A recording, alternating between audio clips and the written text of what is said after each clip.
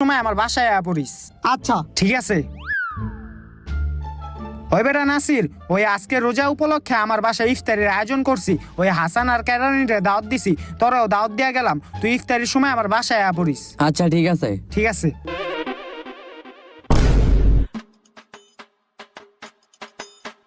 বন্ধু আইছি আমরা। আইসদ, ব ব ব ব ব, সবাই ব।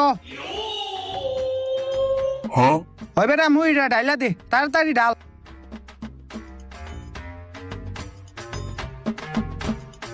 একটু খাইয়া দেখি। হই বেটা, আজান দিছে বেটা, ব। হই, আজান দিতেছে, খাওয়া শুরু কর। আরে আস্তে আস্তে খা, সবাই মুড়ি খা।